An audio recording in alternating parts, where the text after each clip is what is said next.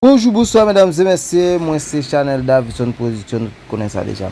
Et puis jeudi, c'est jeudi, mercredi 12 juin 2024, nous avons PM Gary Coney qui a peine à installé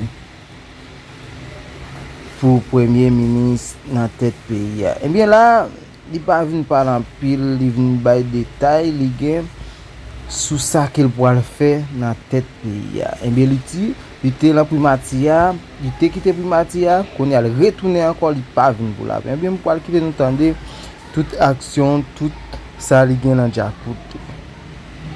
Distingués invités, chers collègues, tout protocole observé. Après plus de 25 ans de métier, je sais qu'il ne faut pas être la personne qui se tient entre un individu et son déjeuner. Donc je vais être très bref. Je voudrais prendre quelques minutes d'abord pour remercier encore une fois le Premier ministre Boisvert qui, croyez-moi, a conduit le pays dans un moment particulièrement fragile avec une droiteté et une agilité remarquables. Il me laisse une structure qui est solide et il me permet de construire sur les fondations que lui-même il aura laissées. Je veux aussi remercier les cadres, le secrétaire général et les cadres de la primature qui ont continué à travailler sans cesse, même dans les périodes d'incertitude, pour assurer une certaine continuité à l'action gouvernementale.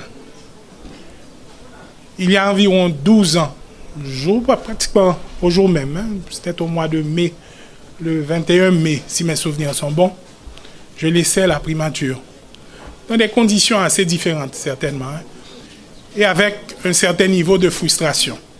Je venais de passer 4 mois à travailler avec engagement et conviction, et malheureusement, la force des choses, j'ai quitté, je suis retourné aux Nations Unies. Je vous avoue que quand je suis parti, je m'étais promis que définitivement plus jamais l'expérience politique, c'était pas mon domaine. 12 ans plus tard, notre pays se trouve dans une situation difficile. Des amis et collègues nous disent que on a encore besoin d'un coup de main et on pense que vous êtes la personne à pouvoir apporter cet appui. Et il me semble que quand je leur demande pourquoi moi, la réponse que je reçois, c'est qu'on a besoin de quelqu'un de non partisan, quelqu'un de neutre, quelqu'un qui serait impartial. Je vous avoue que quand on a eu cette discussion avec la famille, ils ont eu leurs réserves, spécialement quand on tient compte du fait que la première expérience n'a pas été ce qu'on aurait aimé qu'elle soit. Donc, il y a eu ce moment de réflexion personnelle face à une crise qui demandait quand même... C'était pas surtout l'hésitation pour l'engagement. Et ce qu'on craignait, c'est surtout de ne pas répondre aux attentes. Finalement, bien encadré par le Conseil présidentiel, qui a mis, je dois l'avouer, en place une procédure assez élaborée pour pouvoir identifier l'individu qui viendrait jouer ce rôle. Je dois vous dire que j'ai été favorablement impressionné par le niveau de détail, le niveau de sérieux qu'on a mis à trouver les candidats. Et je me suis dit que, éventuellement, malgré les difficultés et les défis, malgré le contexte, le CP a réalisé quelque chose d'assez extraordinaire.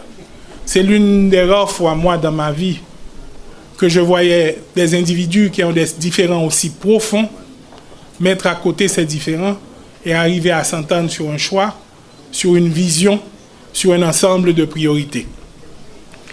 Je vous dis tout ça, c'est parce que j'approche le moment avec beaucoup d'optimisme. Je suis vraiment convaincu qu'ensemble, on va pouvoir faire quelque chose. Je sais, il y en a beaucoup qui se basent sur l'histoire récente de notre pays pour parier sur l'échec de l'aventure. Mais ce n'est pas mon idée.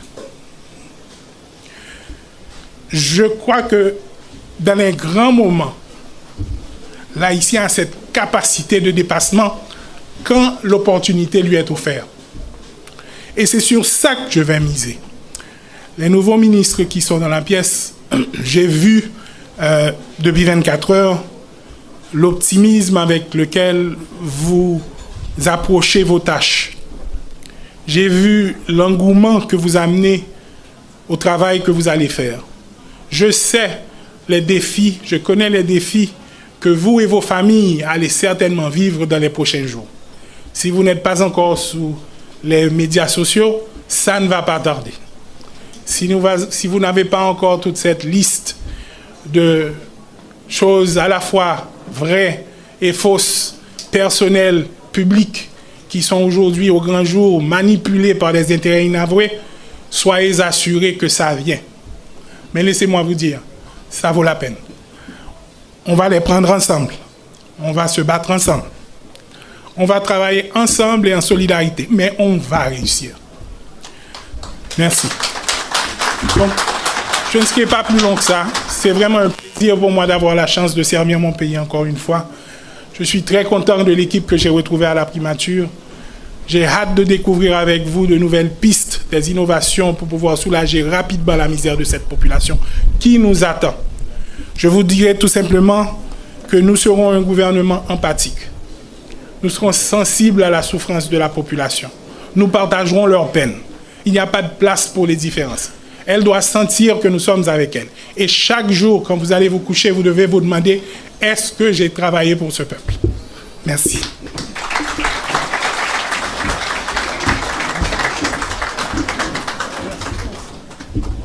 Le Premier ministre, Mesdames, Messieurs.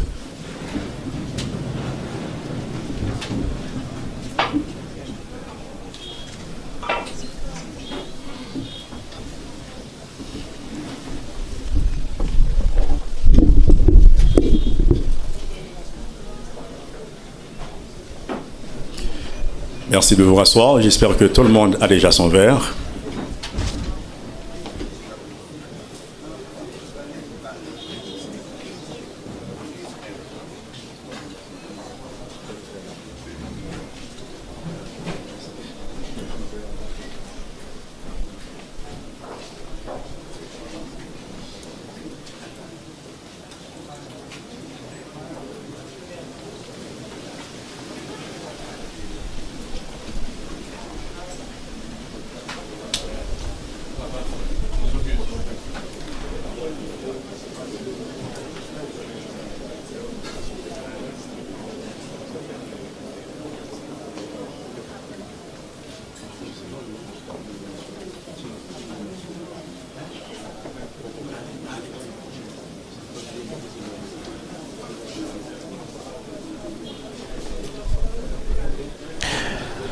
Amis téléspectateurs, téléspectatrices, internautes de la télévision nationale d'Haïti, nous sommes déjà à Djouli, nous dans la résidence officielle Premier ministre Gary Coney, côté deuxième tranche dans le cadre de journée cérémonie pour réaliser l'installation Premier ministre là, ensemble avec le cabinet ministériel qui a déroulé.